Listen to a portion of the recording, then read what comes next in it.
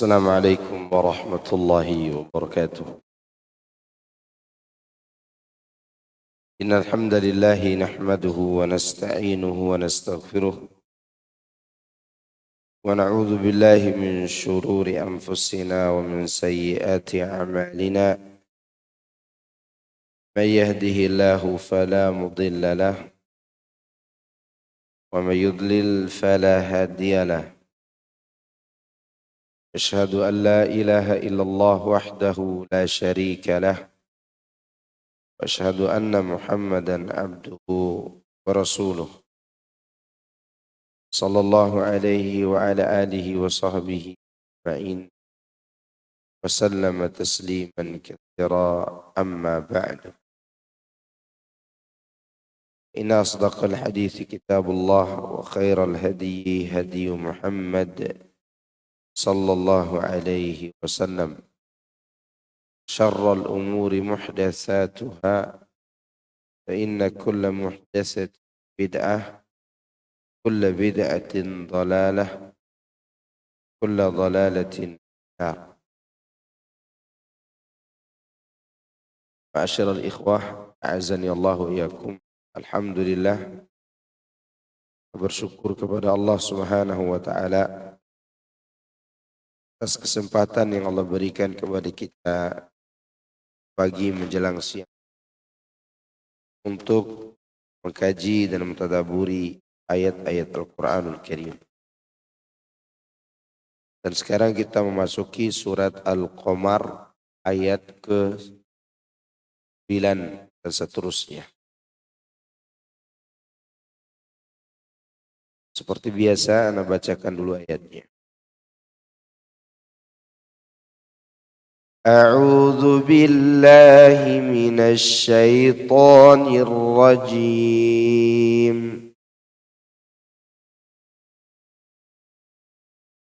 كذبت قبلهم قوم نوح فكذبوا عبدنا وقالوا مجنون وازدجر فدعا ربه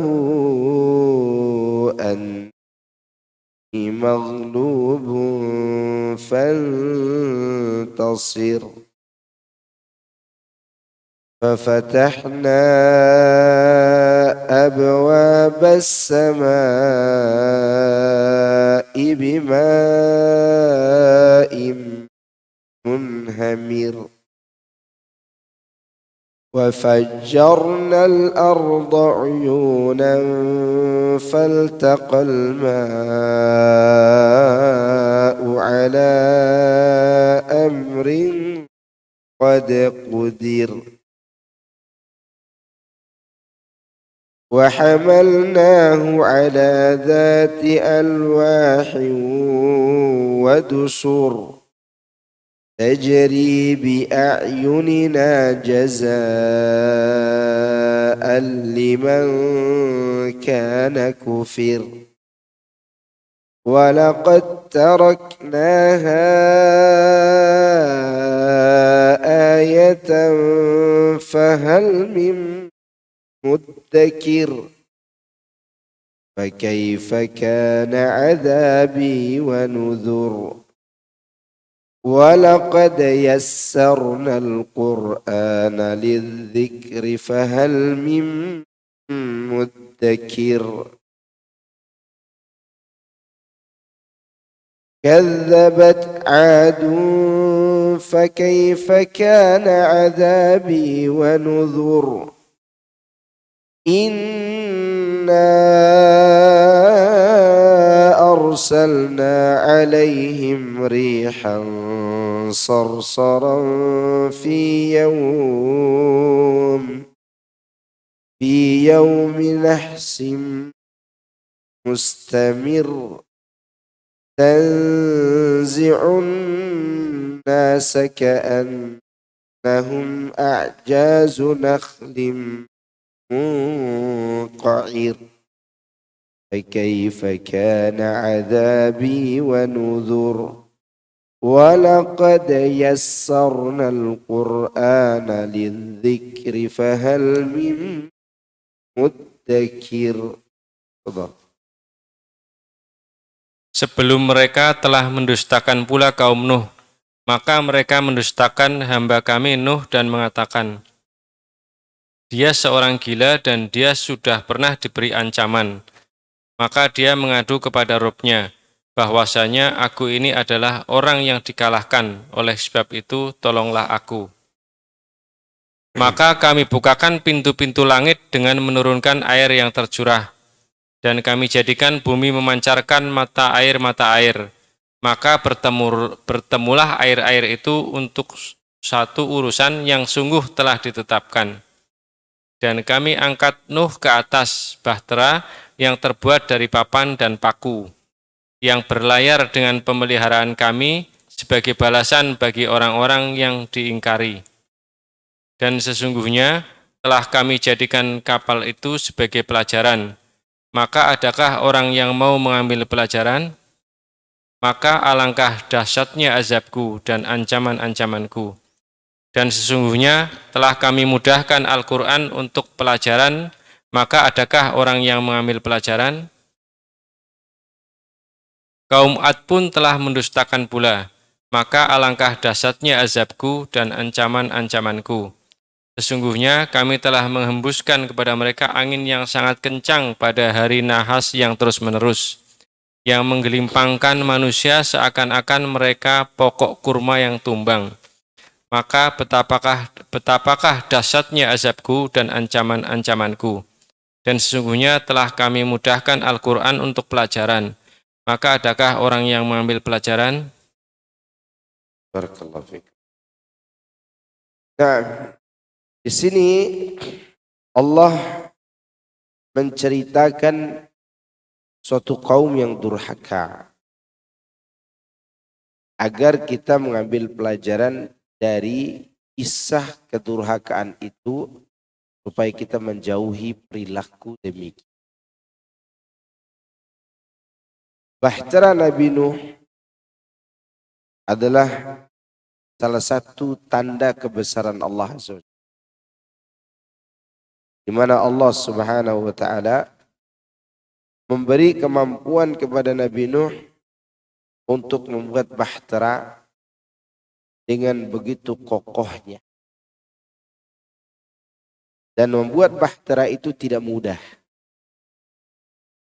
Saya pernah menyaksikan orang-orang yang bikin perahu dari kayu. Waktu itu saya kunjungi tahun 2018. Pada tahun 2022 akhir, itu belum setengahnya mereka buat. Dan perahu itu tidaklah begitu besar, mungkin seluas masjid dari kayu. Namun Nabi Nuh membuat perahu tersebut dengan izin Allah begitu mudahnya. Maka disebut sebagai tanda-tanda kekuasaan Allah. Dan tidak mungkin perahu itu dibuat dengan kayu yang sedikit. Minimal satu hutan, kedua hutan. Karena pokoknya perahu. Tapi bagi Allah semua mudah. Demi menolong hambanya. Lihat Allah katakan, kadzabat, artinya telah mendustakan.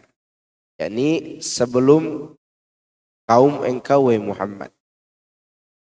Kan kaum Nabi Muhammad banyak yang mendustakan. Entah itu keluarganya sendiri maupun orang-orang kafir dari kabilah-kabilah yang sebelum itu mereka telah mendustakan Nuh alaihissalam, yaitu kaum Nabi Nuh mendustakan hamba kami. Mereka memperlihatkan kedustaan mereka secara lantang kepada Nabi Nuh dan menuduhnya sebagai orang gila.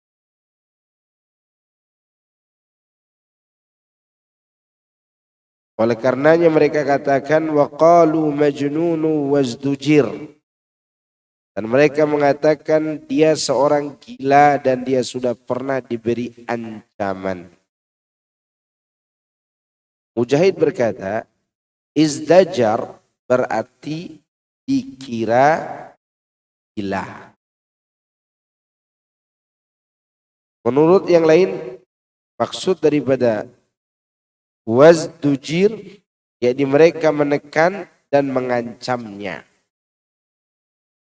Dengan mengatakan jika engkau tidak hentikan wahai Nuh, niscaya engkau termasuk orang-orang yang akan dirajam.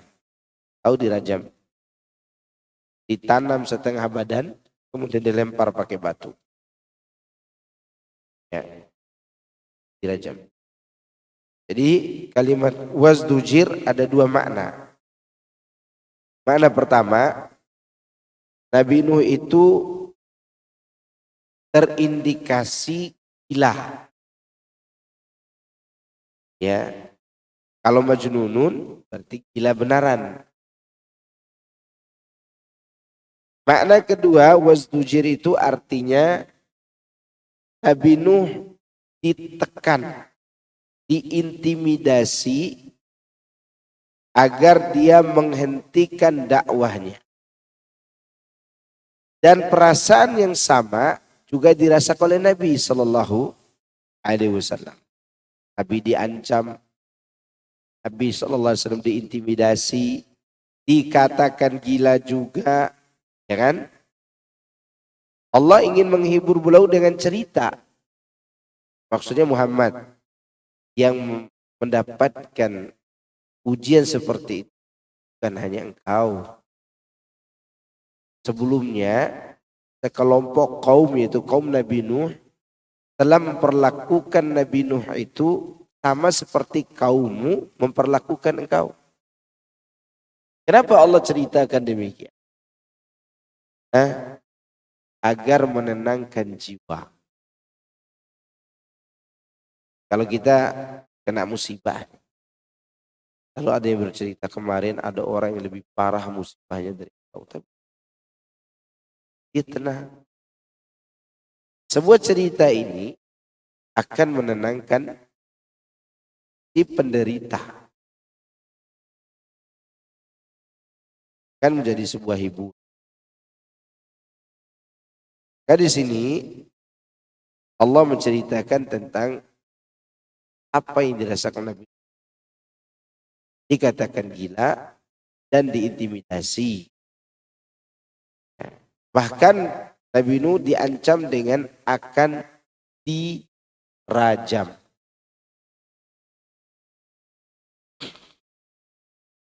Fada'a rabbahu anni maghlubun fantasir. Maka dia mengadukan kepada Rabbnya bahwasannya aku ini adalah orang yang kalahkan. Oleh sebab itu fantasir, tolonglah.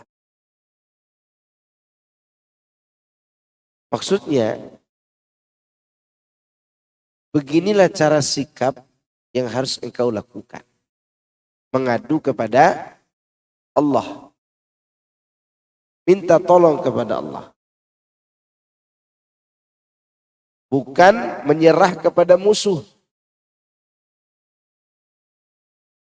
Kadang ada orang kepengen dia tidak mau dikatakan ini, tidak mau dibicarakan, tidak mau di orang gara-gara kebenarannya. Dia justru menyerah kepada kesesatan. Padahal sikap yang benar adalah seperti dilakukan Nabi Nuh. Dia keluhkan dulu kepada Allah apa urusannya.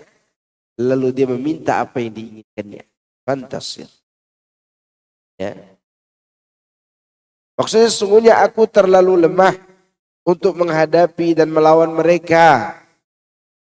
Karenanya berikanlah bantuan untuk menegakkan agamamu. Allah Azza wa Jalla mengatakan setelah doa Nabi Nuh itu, فَفَتَحْنَا أَبْوَابَ السَّمَاءِ بِمَاءٍ مُنْهَمِرٍ. Maka kami membukakan pintu-pintu langit dengan menurunkan air yang tercurah, yaitu air yang melimpah. Dia air yang datang itu bukan hanya dari bawah, tapi dari atas juga. Itu menunjukkan terkadang Allah mengadab seseorang atau mengadab suatu kaum dengan apa?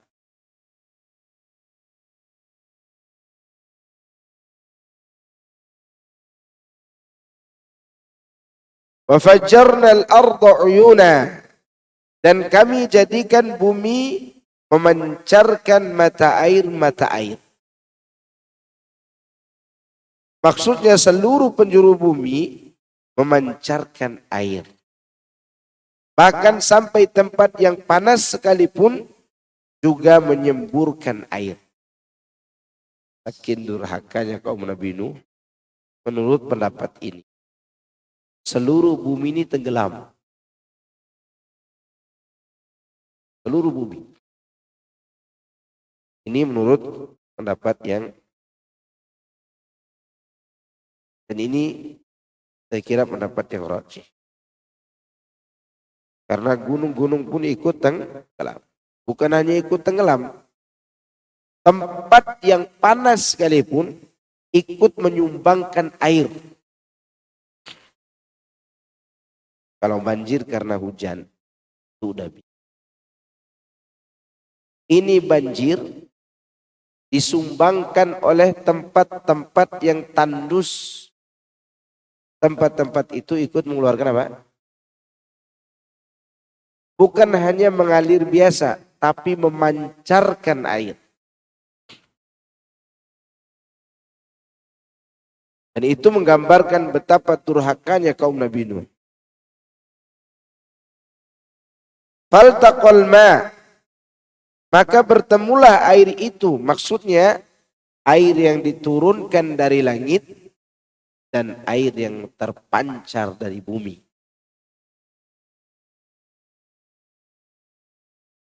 Berkumpulnya di mana? Ala amrin qad qudir, untuk satu perkara yang sudah ditakdirkan atau ditentukan.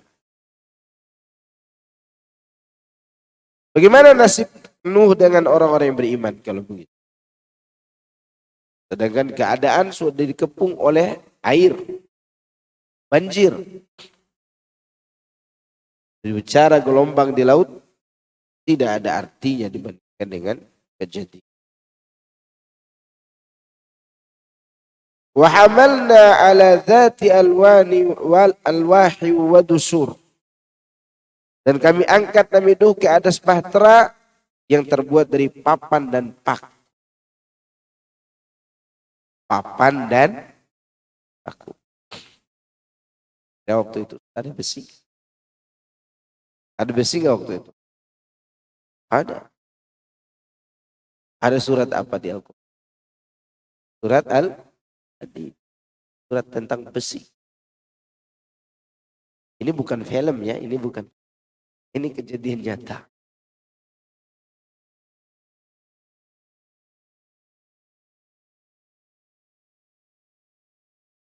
Disebutkan oleh Ibnu Abbas dan beberapa orang tabi'in seperti Sa'id bin Jubair, Bi juga, serta Qatadah dan Ibnu Zaid. Yang dimaksud dengan dusur yaitu paku. Apa?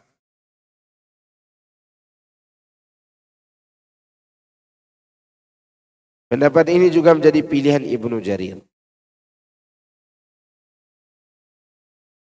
Tajri bi ayunina, perahu itu berlayar dengan pemeliharaan kami.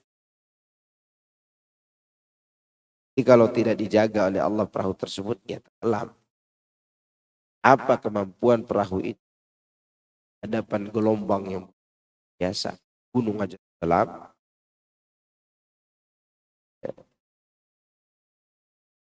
Tetapi karena diawasi oleh Allah, maka perahu tersebut berlayar dengan aman.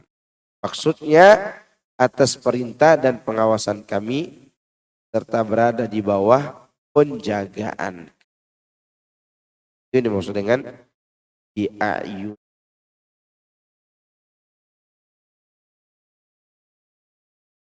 Jazaan liman kana kufir, sebagai balasan bagi orang-orang yang diingkari.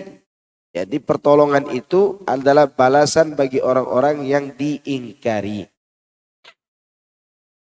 Maksudnya ialah sebagai balasan terhadap mereka atas kekufuran mereka kepada Allah, sekaligus sebagai pertolongan bagi Nuh alaihi salam. Maka dari sini jemaah sekalian, jangan takut berpegang dengan kebenaran. Meskipun yang kita hadapi berbagai macam uji. Karena setiap kebenaran itu bila dipegang teguh, maka pada saat itu Allah akan mendatangkan pertolongan.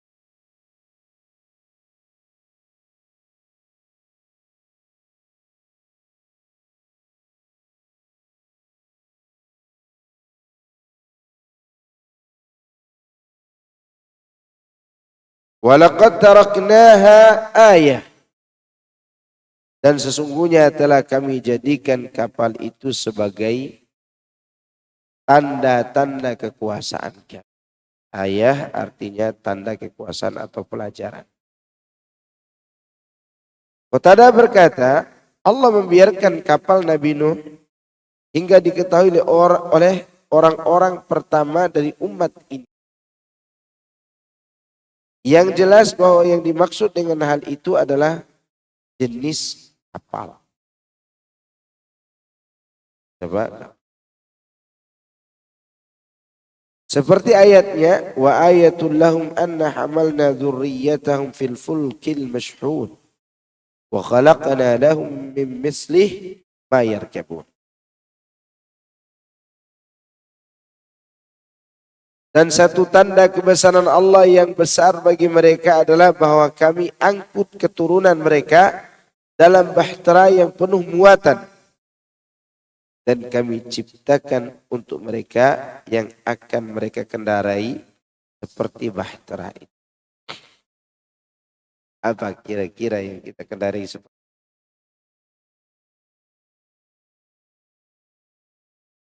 Apa kira-kira?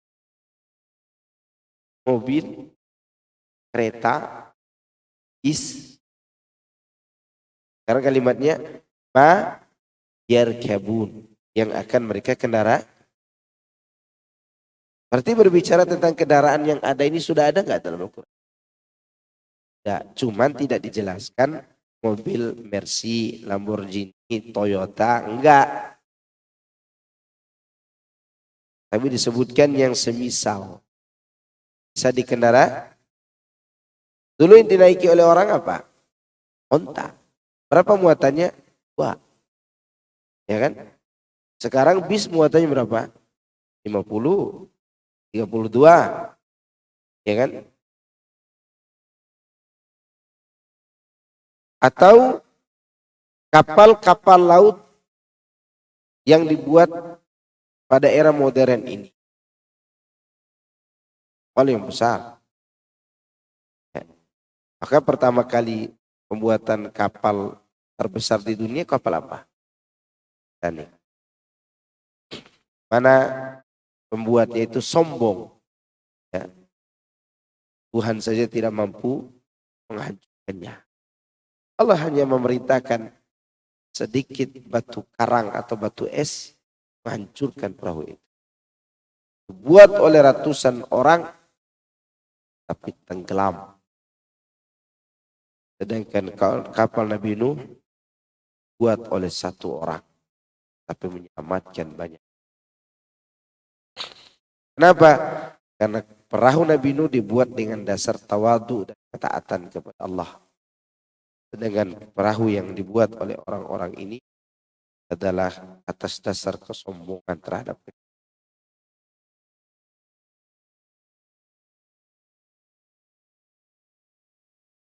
Fahal min muddakir, maka adakah orang yang mau mengambil pelajaran? Maksudnya, apakah ada orang yang mau mengingat dan menjadikannya sebagai nasihat. Seperti kita katakan di awal, kejadian yang menimpa umat-umat yang durhaka ini harusnya memberi pelajaran kepada kita minimal dua hal. Minimal apa? Pertama, membenci orang-orang durhaka itu karena Allah. Kedua, menghindari perbuatan durhaka yang ya. Orang yang paling celaka di zaman ini adalah mereka yang berbuat syirik dan bid'ah. Karena sunnah Nabi SAW pada saat ini posisinya, kedudukannya bagaikan perahu Nabi Nuh. Ulangi ya. Orang paling celaka di zaman ini adalah mereka yang berbuat syirik dan bid'ah. Karena sunnah Nabi SAW pada saat ini semisal seperti apa? Perahu Nabi. Siapa yang berpegang dengan sunnah, berarti dia telah menaiki perahu Nabi Nuh alaihissalam pada saat gelombang dan air kesesatan berada di mana-mana. Yang kita hadapi sekarang ada dua gelombang. Gelombang syubhat dan gelombang syahwat. Dan itu harus kita hadapi dengan amal soleh yang sesuai dengan sunnah Nabi SAW. Oleh karena itu, Al-Imam Nawawi mengibaratkan amal soleh itu seperti bahtera. Dan amal soleh tidak akan dianggap soleh kalau dia tidak sesuai dengan sunnah Rasulullah sallallahu alaihi wasallam.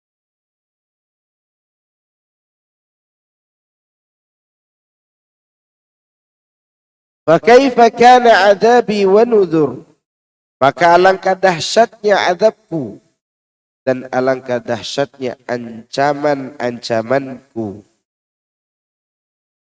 Maksudnya ialah bagaimanakah azabku terhadap orang-orang yang kafir kepadaku dan mendustakan para rasulku serta tidak mengambil pelajaran dari peringatan yang telah mereka bawa.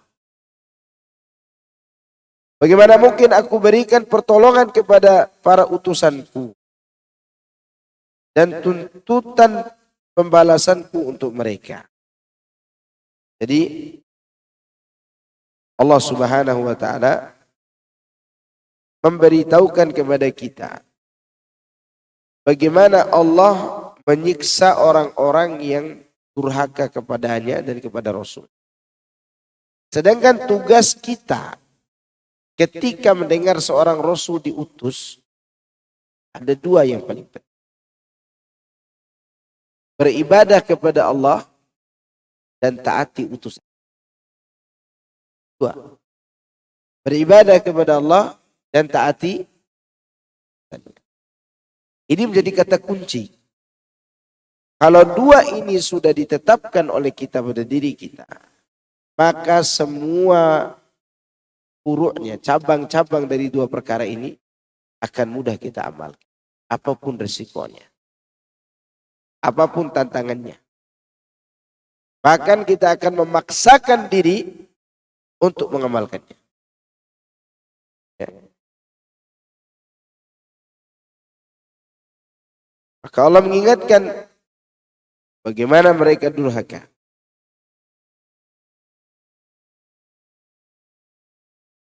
Walaqad yassarna al-Qur'ana lidzikri. Dan sungguhnya kami telah memudahkan Al-Quran untuk dipelajari. Untuk dijadikan sebagai pelajaran. Untuk diingat. Maksudnya kami telah memudahkan lafadznya. Dan kami mudahkan pula pengertiannya bagi orang-orang yang hendak memberikan peringatan kepada umat manusia. Jadi Quran ini mudah lafaz. Mudah. Bahkan lebih mudah dari lafaz bahasa daerah. Kalau bahasa daerah itu kita tidak tahu. Misalnya orang Jawa tidak ngerti bahasa daerahnya orang Irian misalnya. Kalau dia disuruh belajar mengucapkan Quran dengan mengucapkan lafaz bahasa mereka, maka lebih mudah melafazkan apa?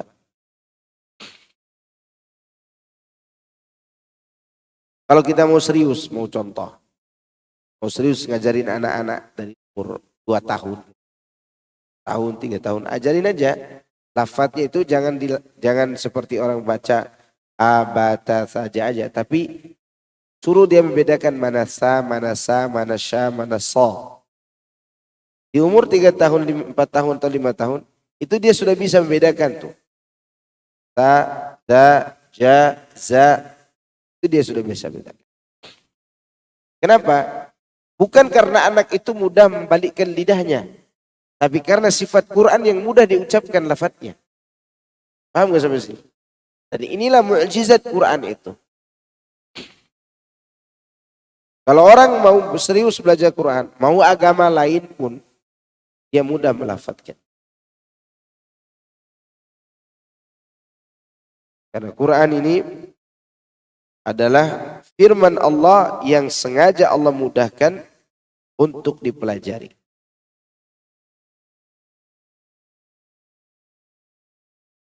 Demikian juga yang paling penting dimudahkan oleh Allah bagi mereka yang mau memberi peringatan dengannya.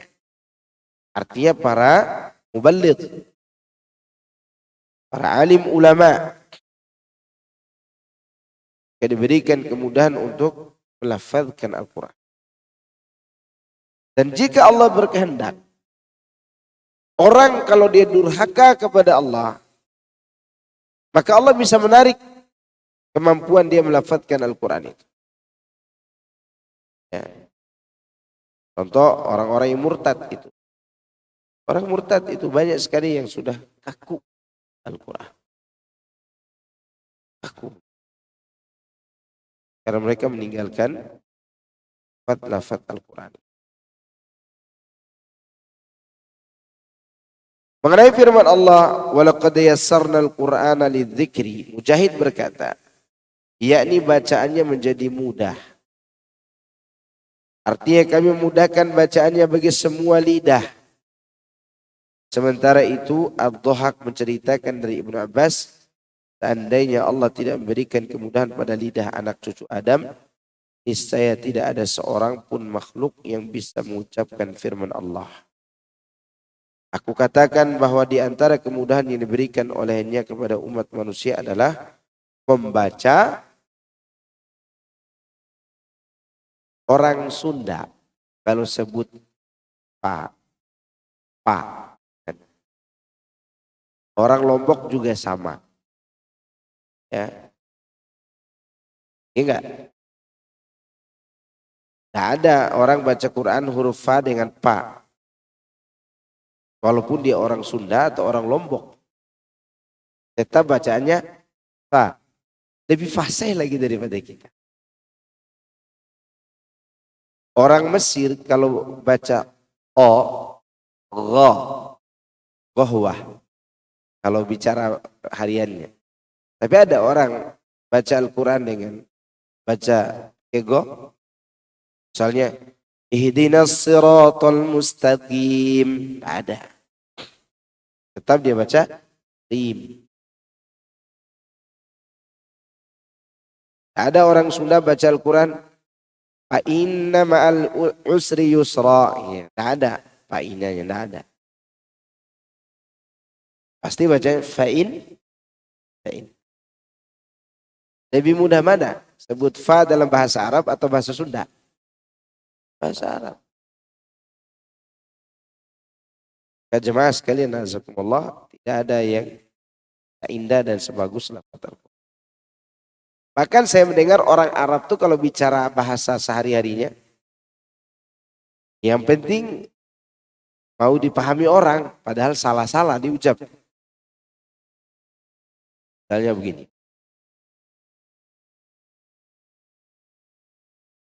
Kemarin waktu ada orang Arab ngomong, al-jawu barid. Maksud dia itu udara dingin. Tapi kalimat barid kalau diartikan secara lafziyah itu kantor pos. Yang benar itu al-jawu barid. Banyak yang panjang. Barid. Al-jawu barid. Paham ya? Tapi mereka kalau lafaz hari-hariannya udah berantakan sudah. Maka terkadang kalau anak pakai bahasa Arab fusha ini di hadapan mereka, kadang sedih juga anak dibalas pakai amiyah. Akhir kadang anak pakai bahasa daerah saya sendiri. Ini mereka, hah?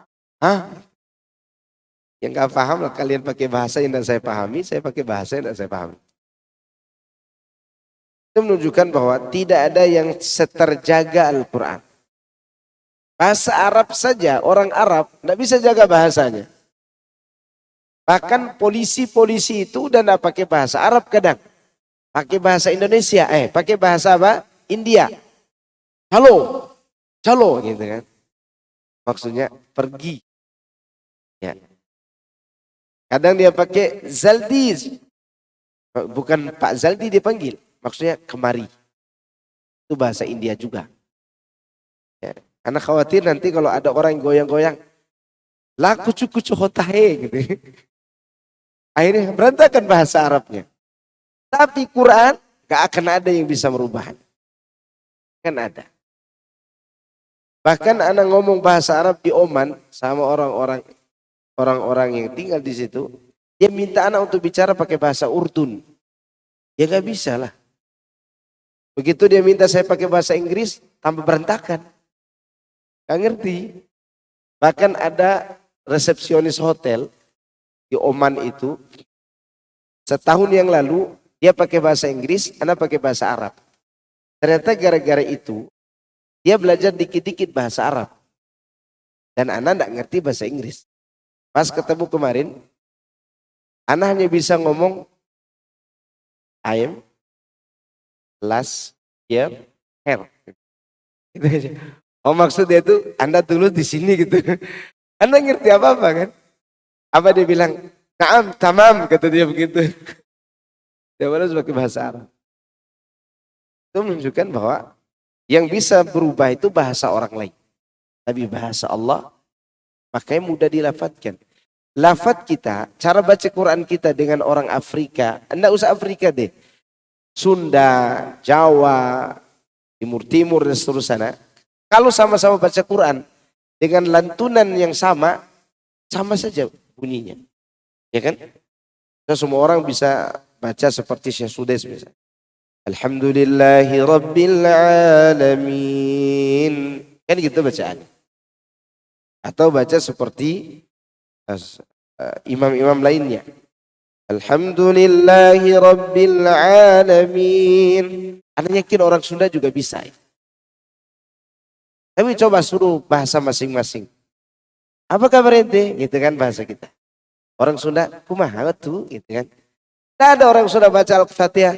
Alhamdulillahirabbil alamin. Tidak ada. Tidak ada. Tidak enak dengarnya. Tidak enak. Karena apa? Karena Quran itu dipermudah oleh Allah dari penjagaan lafaz. Dan dari penjagaan apa? Tajwidnya yang indah. Orang baca syair, betul indah sekali kita dengar. 2 kali dia kita dengar, 3 kali kita dengar, bosan dengarnya. Ya. Tapi membaca Al-Fatihah, ada makmum bosan kepada imamnya. Begitu imam takbir. Salat apa imam? Tarawih. Allahu Akbar. Ini udah rakaat berapa? 8. Pasti rakaat ke-7 mau ke-8. Alhamdulillahi Rabbil Alamin. Ada di belakang mengatakan ada surat. Enggak ada yang mengatakan demikian. Kenapa? Karena Al-Fatihah tidak membuat orang bosan. Anda mau meruqyah baca apa? Al-Fatihah. Anda mau sholat baca apa? Al-Fatihah. Anda mau ngajarin anak-anak Al-Quran mulai dari surat Al-Fatihah. Pernahkah hati kita mengatakan, apakah tidak ada surat yang lain? Tidak ada. Itu menunjukkan dia tidak membosankan. Ya, bosan. Oleh karena itu, Al-Quran adalah kitabullah yang sangat mudah untuk. Tapi kita sendiri yang tidak mau mengambil kemudahan. Di antara makna, fahal min muddakir, seperti yang dijelaskan sebelumnya, yaitu dari Rasulullah SAW. Ya, aku katakan bahwa di antara kemudahan yang diberikan olehnya kepada umat manusia adalah membaca Al-Quran. Seperti yang dijelaskan sebelumnya tentang sabda Nabi SAW, Inna hadal Quran unzila ala sab'ati ahruf. Sungguhnya Al-Quran itu diturunkan dengan 7 huruf, maksudnya 7 dialek. Ya. Dan telah diuraikan sebelumnya pembahasan ini, maksudnya pada surat-surat sebelum. Fahal min muddakir, maka apakah ada orang yang mengambil pelajaran? Maknanya ialah adakah orang yang mengambil pelajaran dari Al-Quran ini yang mudah dihafalkan serta dipahami. Mudah dihafalkan, mudah dipahami. Makanya kalau berkaitan dengan urusan gaib yang Allah jelaskan dalam Al-Quran, tidak perlu banyak diolah di otak kita maknanya. Udah ambil aja makna zahir. Karena memang Allah sudah memudahkan apa? Maknanya.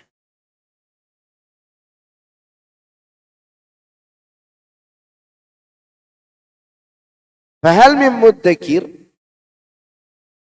masih mengenai ayat ini. Ibnu Jarir, Ibnu Abi Hatim menuturkan dari Matar al-Waraq. Maksudnya adalah adakah yang mau mencari ilmu sehingga akan diberikan pertolongan. Ilmu dari mana? Dari Al-Quran. Demikianlah yang diriwayatkan secara muallak oleh Al-Imam Al-Bukhari dengan sighah jazm dari Matar al-Waraq. Ini pendapat Ibnu Jarir.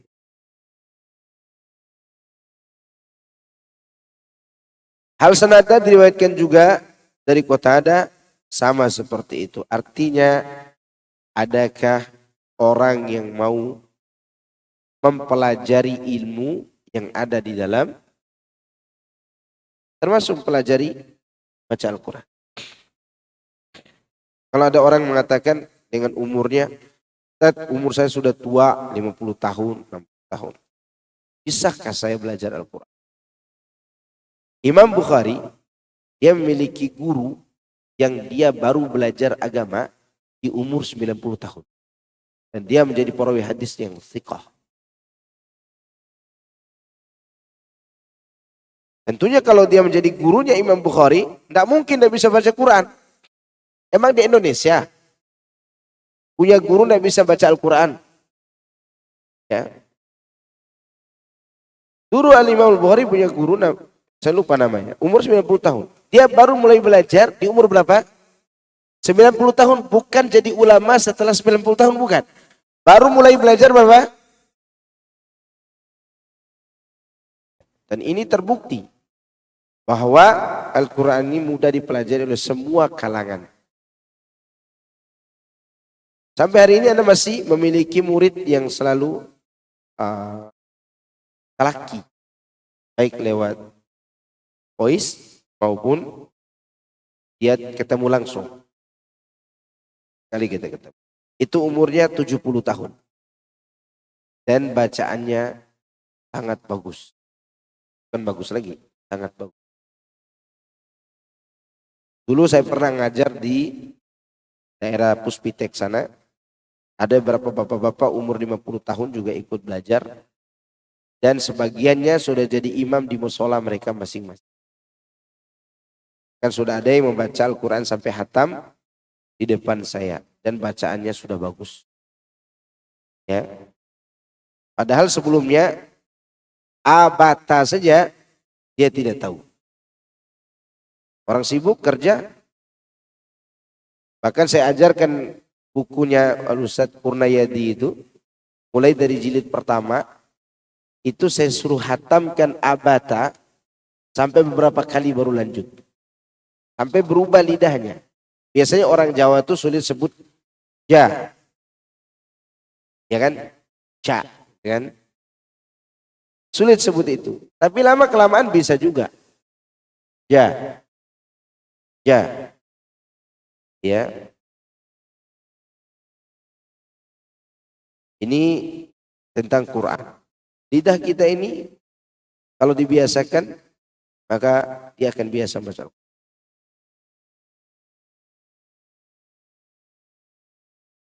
Kemudian ayat 18.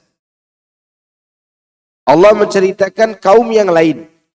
Kaum 'Ad yang merupakan kaumnya Nabi Hud.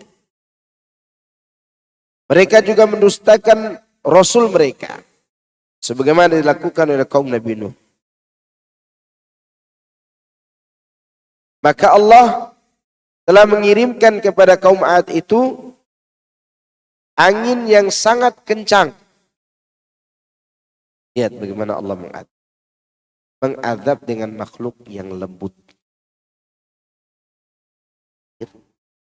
Lembut ya.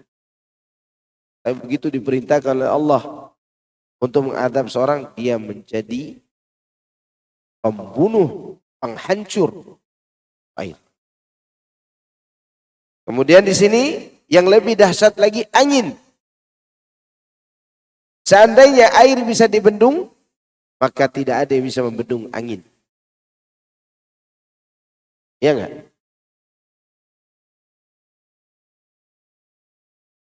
Yang dimaksud rihan sorsora artinya angin yang benar-benar sangat dingin. Pada hari nahas, yaitu hari kebinasaan bagi mereka. Berapa lama? Berapa lama angin itu? 7 layalin 8 ayyamin husum. 7 hari 7 layal 7 malam 8 hari. 7 malam 8 7 layalin 8 ayyam. 7 malam 8 hari angin itu terus bertiup. Angin yang sangat dingin. Bertiup dengan kencang. Kalau dibakar, tubuh kita akan terbakar dari luar sampai ke dalam. Tapi kalau dingin, dia membakar dari dalam dan membeku sampai keluar. Itu demikian surya kaum apa? 'Ad. Mereka mendustakan Hud.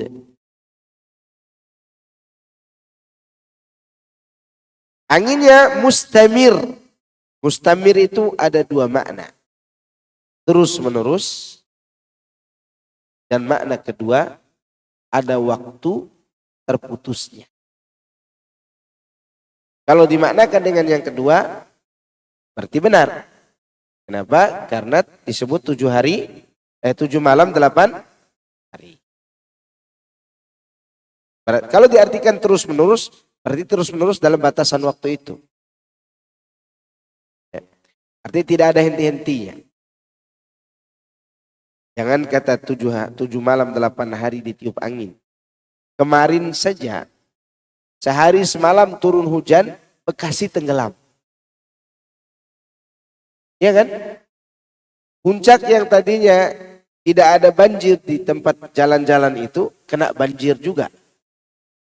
Bagaimana kalau hujan itu 3 hari, 4 malam? Iya. Taman Yasmin juga ikut tenggelam kayaknya. Karena di depan situ biasa ada banjir kan. Depan jalan raya itu. Ini 7 malam 8 hari ditiup angin yang sangat dingin. Ya. Maksudnya adalah kenahasan atau kerugian serta kehancuran itu serta secara berkelanjutan melanda mereka. Karena saat itu merupakan hari di mana siksaan duniawi mereka bertautan dengan siksaan akhirat. Nyambung tuh. Siksaan dunia dan siksaan kubur.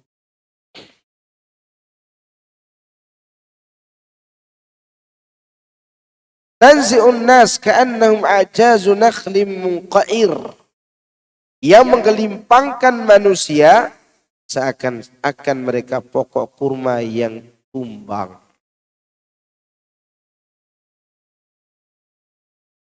Ini karena angin tersebut menerpa seorang dari mereka lalu menerbangkannya sehingga hilang dari pandangan.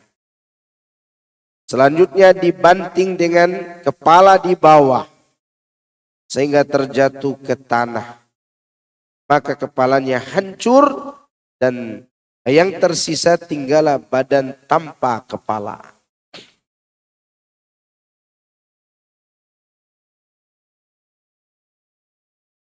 Ka'annahum a'jazu nakhlin munqair.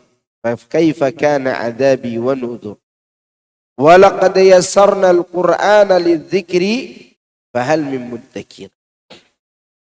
Seakan-akan mereka itu pokok kurma yang tumbang. Maka betapakah dahsyatnya azabku dan ancaman-ancamanku. Dan sungguhnya telah kami mudahkan Quran untuk pelajaran. Maka adakah orang yang mengambil pelajaran? Di antara kemudahannya, kita diajarkan melalui cerita. Jadi belajar itu, kalau teori terus, tidak ada ceritanya, sulit dipaham. Ya enggak? Karena kita tidak memiliki contoh, teladan, atau figur. Maka butuh ada apa? Di antara cerita di sini, Allah menceritakan kaum yang durhaka. Antaranya Nuh dan Ad. Selanjutnya ayat 23. Saya bacakan dulu ya. A'udzu billahi minasy syaithanir rajim.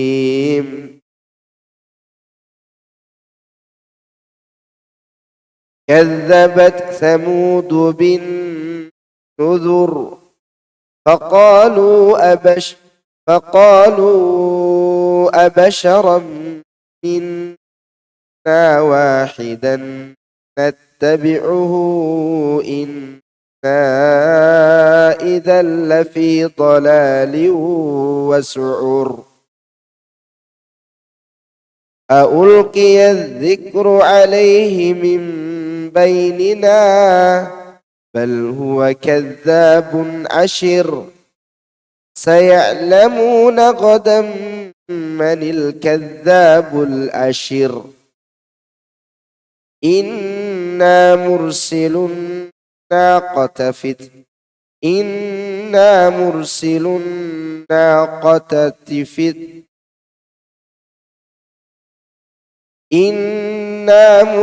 الناقة فتنة لهم فارتقبهم واصطبر ونبئهم أن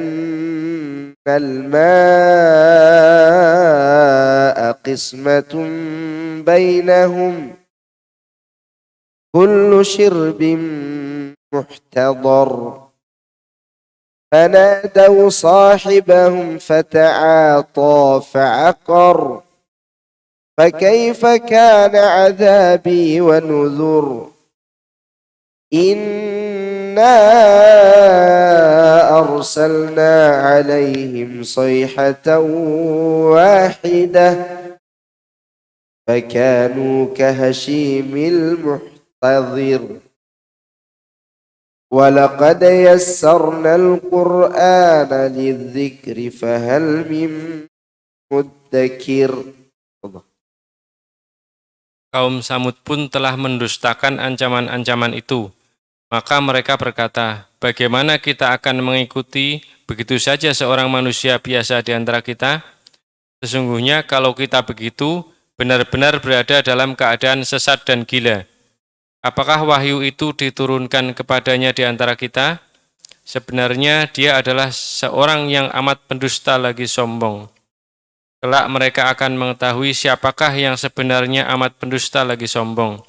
Sesungguhnya kami akan mengirimkan unta betina sebagai cobaan bagi mereka. Maka tunggulah tindakan mereka dan bersabarlah. Dan beritakanlah kepada mereka bahwa sesungguhnya air itu terbagi antara mereka dengan unta betina itu. Tiap-tiap giliran minum dihadiri oleh yang punya giliran. Maka mereka memanggil kawannya, lalu kawannya menangkap unta itu dan membunuhnya. Alangkah dahsyatnya azabku dan ancaman-ancamanku. Sesungguhnya kami menimpakan atas mereka satu suara yang keras mengguntur. Maka jadilah mereka seperti rumput-rumput kering yang dikumpulkan oleh yang punya kandang binatang. Dan sesungguhnya telah kami mudahkan Al-Quran untuk pelajaran. Maka adakah orang yang mau mengambil pelajaran? Baik. Di sini Allah menceritakan tentang kaum yang lain, yaitu kaum Samud. Mereka telah mendustakan Rasul mereka, yaitu Nabi Saleh. Mereka mengatakan, bagaimana kita akan mengikuti begitu saja seorang manusia biasa di antara kita? Sesungguhnya kalau kita begitu, kita ini benar-benar berada dalam keadaan sesat dan gila. Mereka mengungkapkan, sesungguhnya kita gagal dan rugi jika kita menyerahkan kepemimpinan kepada salah seorang di antara kita. Kemudian mereka merasa heran dengan diturunkannya wahyu secara khusus kepada Nabi Saleh tanpa melibatkan mereka. Jadi mereka ini merasa heran. Kenapa wahyu itu harus diturunkan kepada dia? Maksud, kok kita tidak terlibat gitu loh. Jadi mau mereka juga ikut terlibat dalam menerima apa? Wahyu. Dan mereka mengatakan, bal huwa kadzdzabun asir. Bal huwa kadzdzabun asyir. Sesungguhnya dia adalah seorang yang sangat pendusta lagi sombong. Maksudnya mereka menuduh Nabi Saleh itu berlebihan hingga bersikap melampaui batas. Allah mengatakan nanti kelak mereka akan mengetahui siapa sebenarnya yang sangat pendusta lagi sombong itu. Yang demikian merupakan kecaman yang keras dan ancaman yang teramat sangat bagi mereka. Nanti kita akan buktikan sebenarnya siapa yang sombong dan mendustakan itu atau berdusta itu. Lalu untuk menguji itu, inna mursilun naqati fitnatan lahum. Sesungguhnya kami akan mengirimkan onta betina sebagai cobaan bagi mereka. Ini sebagai ujian bagi mereka. Dia mengeluarkan seekor onta betina yang sangat besar dan sedang mengandung dari batu tidak bercelah untuk mereka. Sesuai dengan apa yang mereka minta. Supaya menjadi hujjah.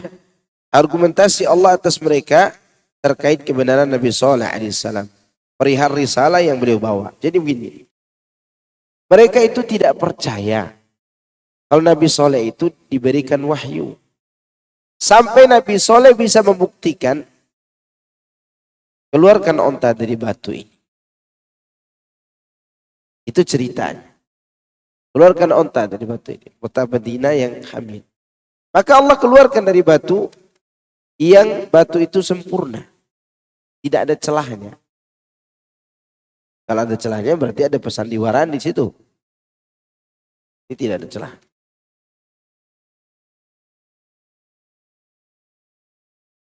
Selanjutnya Allah berfirman seraya memerintahkan hamba dan Rasulnya, fartakib wastabir. Maka tunggulah mereka dan bersabarlah. Apa sikap mereka terhadap onta itu? Maknanya ya tunggulah mereka perkara adab yang akan menimpa mereka kelak. Dan bersabarlah dalam mendakwai mereka. Karena kesudahan yang baik serta pertolongan di dunia dan akhirat hanyalah untuk engkau wahai Saleh. Maksudnya pada masa itu. Ya. Wa nabbi'uhum anna al-ma'a qismatun bainahum. Dan beritahukan kepada mereka bahwa sungguhnya air itu terbagi antara mereka. Yani satu hari bagi mereka dan satu hari lagi untuk onta. Ini menunjukkan di antara harta yang berharga pada saat itu adalah sumur. Apa? Sumur. Karena sumur diperebutkan.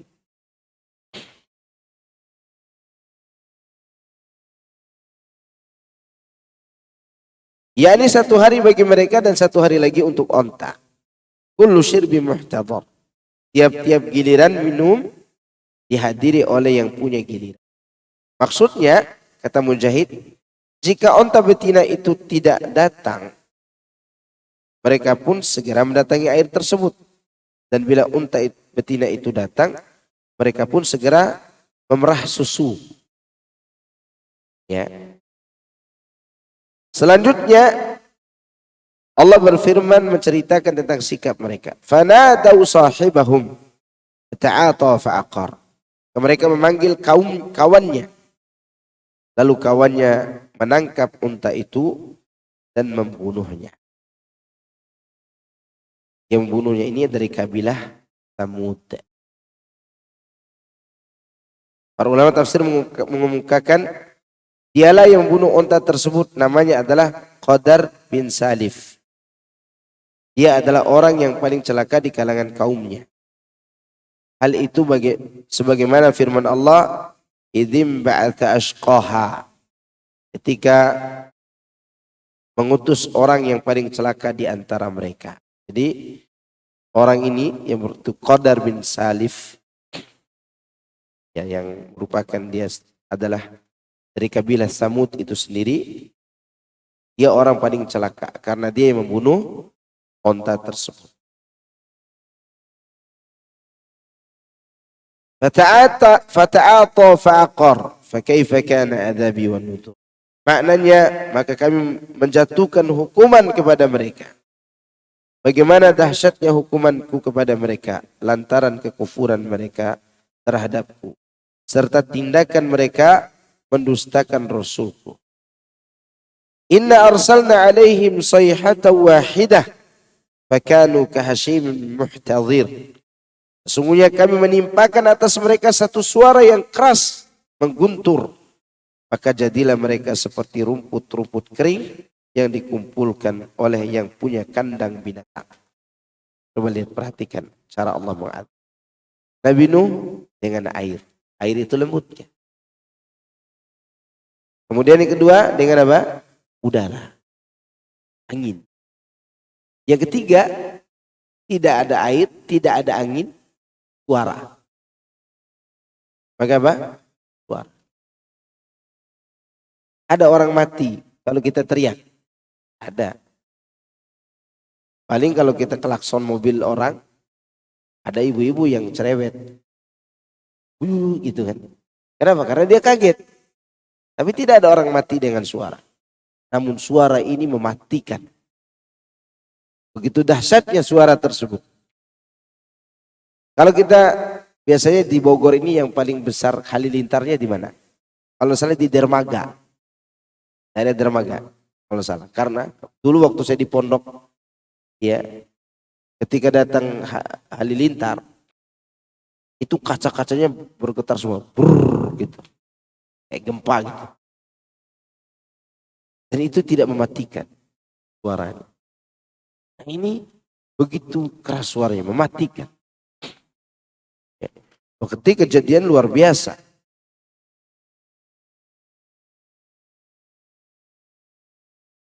Artinya mereka semua binasa. Tidak ada seorang pun dari mereka yang tersisa. Mereka ini menjadi lapuk sebagaimana melapuknya tanaman yang kering. Demikianlah yang dikatakan oleh banyak ahli tafsir.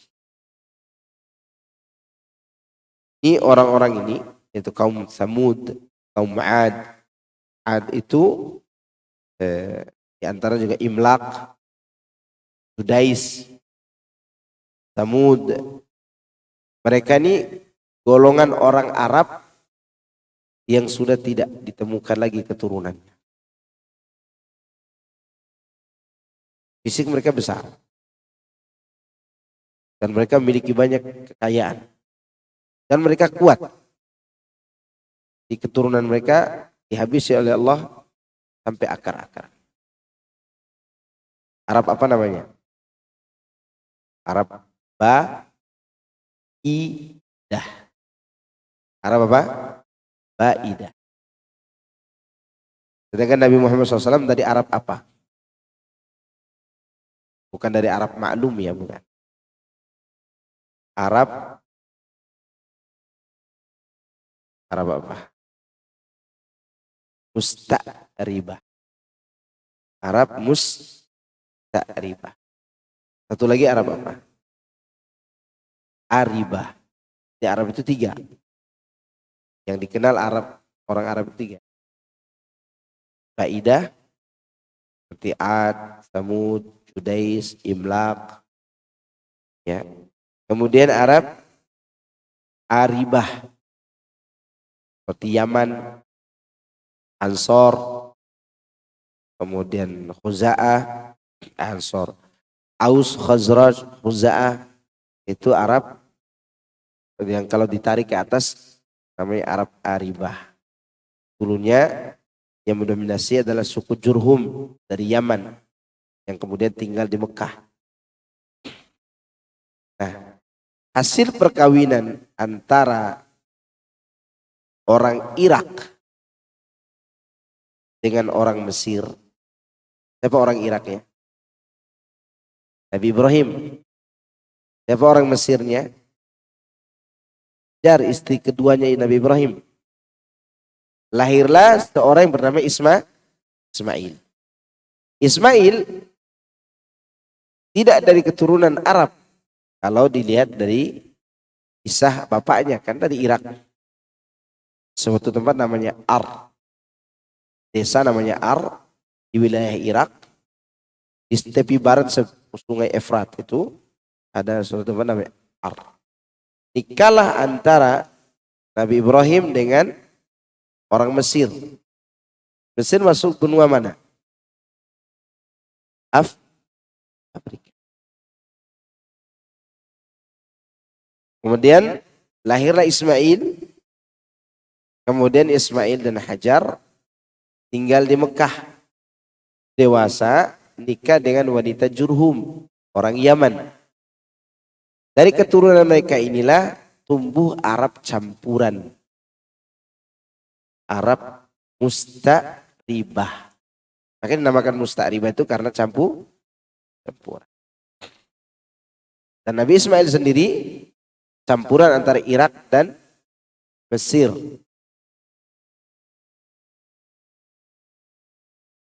Lahirlah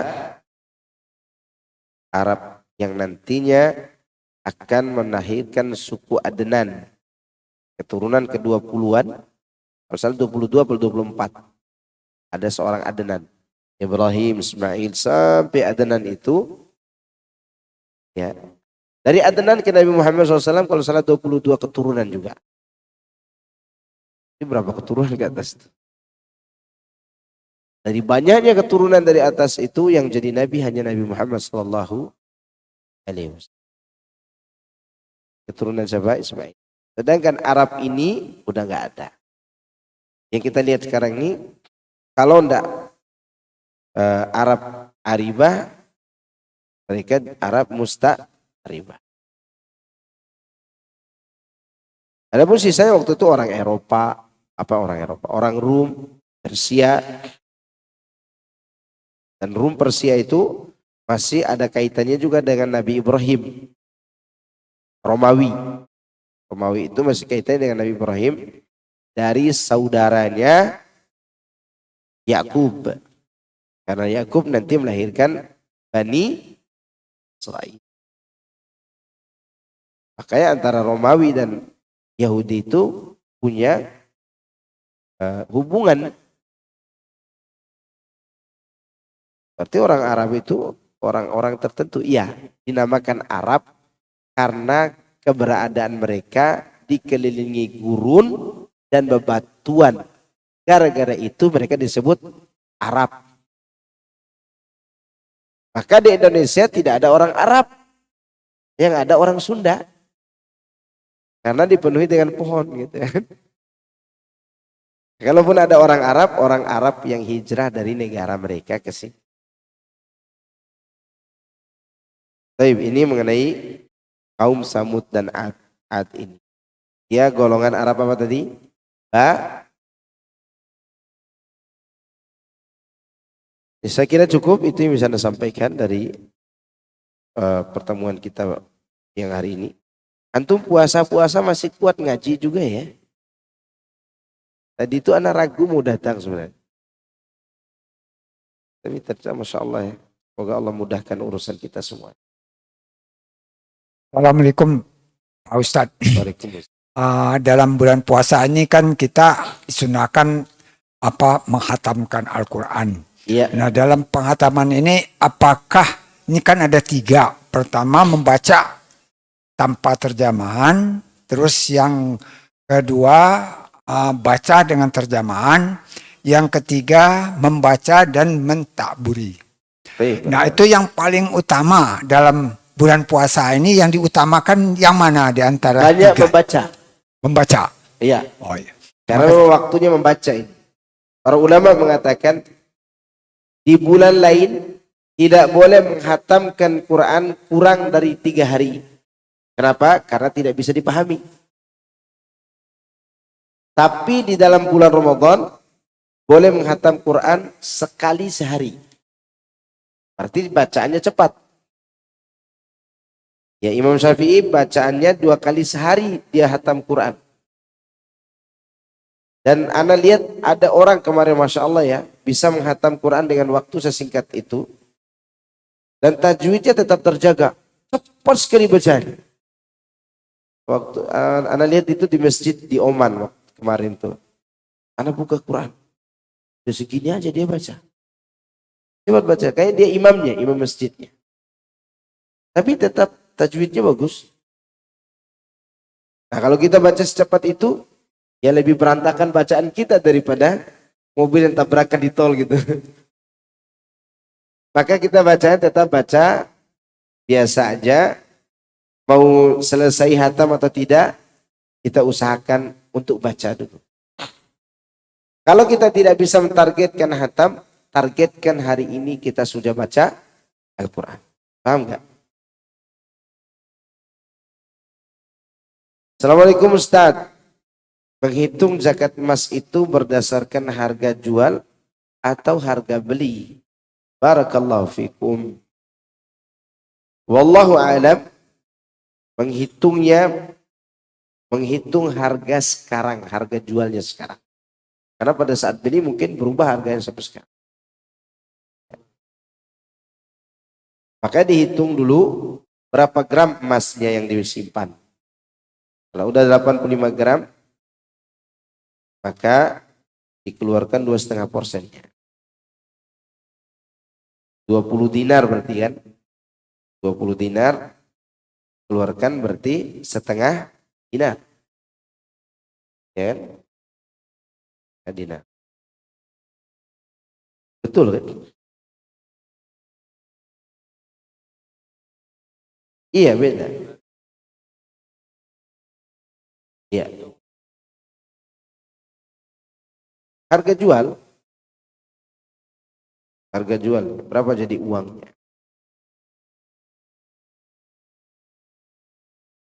Zakat fitrah sebaiknya berupa beras 2,5 gram ataukah uang seharga beras itu? Ana sih tetap menganjurkan keluarkan beras. Karena di zaman Nabi uang itu bukan tidak ada. Ada uang di zaman itu. Dan orang miskin juga ada zaman itu. Tapi tetap keluarkan apa? Makanan pokok berupa gandum. Ya. Gandum. Itu yang paling aman. Wallah alam, kecuali memang mungkin si penerima butuh uang atau si pemberi tidak bisa menyerahkan beras secara langsung karena mungkin jarak, maka berikan uang. Tapi pada dasarnya kalau kita tidak ada kebutuhan untuk beri uang, maka tetap kembali kepada makanan pokok. Semoga Ustadz dan semua jemaah selalu dalam lindungan Allah. Amin. Bila seorang berhutang dan tidak mampu membayar, bolehkah si pemberi hutang meniatkan sebagai zakat mal supaya dianggap lunas? Zakat mal si pemberi hutang sebesar hutang yang tidak bisa dibayar si peminjam. Boleh, tidak masalah. Tidak masalah. Anggap saja itu sebagai zakat untuk dia. Karena di antara tujuan bayar zakat untuk apa? Membebaskan hutang. Tujuan bayar zakat. Tapi ada lagi cukup ya? Ada yang mau bertanya ibu-ibu, bapak-bapak? Tolong. Selama ini Ustaz, kalau zakat harta itu selalu memakai apa istilahnya haul dan nisab emas. Bagaimana kalau memakai haul dan nisabnya perak Ustaz? Ya kalau memakai nisab perak sekarang tidak ada standar masalahnya. Kan perak sekarang tidak seharga perak dulu zaman Nabi. 200 dinar, 200 dirham. Itu sama dengan 20 gram emas. Ya kan? Sekarang 200 dirham itu bisa nggak membeli emas 20 gram itu? Karena tidak ada standar harga perak sekarang. Semua orang kan jual perak. Kadang 30.000, ya kan? Ada yang 20.000. Tidak ada standar. Maka yang paling aman itu mengikuti penyimpanan di bank itu, yaitu penyimpanannya kan emas. Emas kan jadi ukur. Wallahu a'lam. Karena saya tidak berani menjawab tentang perak ini. Karena terlalu tidak ada batas atau dawabit yang bisa ditentukan. Harga perak itu berapa? Sekarang sama nggak antara harga 200 dirham dengan harga 20 dinar? Nggak sama. Karena memang jauh berbeda.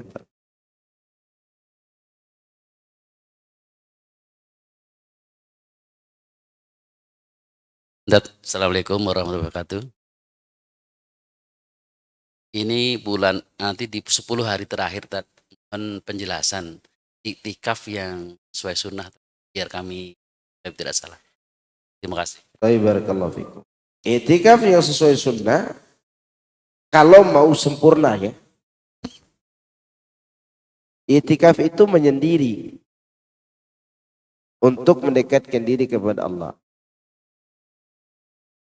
Sebagaimana contohkan Nabi, beliau di Masjid Nabawi itu, beliau buat tirai agar dia menyendiri, tidak diganggu. Dari tempat ini antum buat tirai. Atau antum datang dari rumah bawa kemah masing-masing. Rame masjid. Ya. Jadi menyendiri. Tidak ada teman obrolan kecuali Allah. Sehingga orang yang selesai itikaf itu betul-betul imannya berbeda dengan orang yang tidak itikaf. Karena selama itikaf dia menyendiri.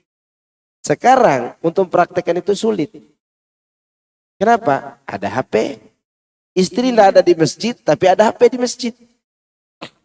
Bukan hanya istri yang diajak ngobrol di masjid. Bahkan teman-teman reuni lewat itikaf itu. Kalau mau sesuai dengan sunnah tadi. Tetapi bukan berarti juga kita remehkan teman-teman yang berusaha itikaf ini, tidak. Semampu yang mereka lakukan silahkan. Tapi kalau berbicara yang sempurna ya tadi. Maka bapak sendirian keluar dari tempat itu untuk sholat berjamaah dengan imam di depan. Itu pertama. Kedua untuk hajat. Ketiga untuk mengambil makanan kalau tidak diantar. Keempat, dan ini salah satu yang dibolehkan juga, untuk mengantar istri pulang ke rumah kalau dia takut pulang sendiri.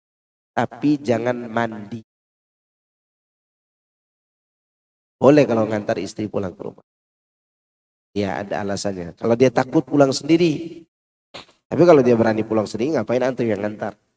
Tunggu selesai itikaf baru di.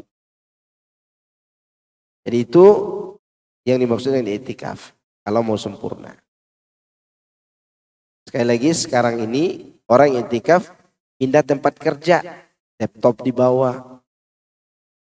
Dan bahkan ada yang berdosa ketika itikaf. Jual beli online di masjid. Iya kan? Dia jual beli online, mau jual beli apapun tidak boleh di masjid. Dan didoakan Nabi bangkrut 3 kali, semoga dia bangkrut, semoga dia bangkrut, semoga dia bangkrut. Ya kalau jual beli di masjid kemudian namanya itikaf, ya namanya pindah tempat jualan namanya. Kayak itikaf yang sempurna. Jadi itikaf itu tujuannya adalah untuk menambah keimanan.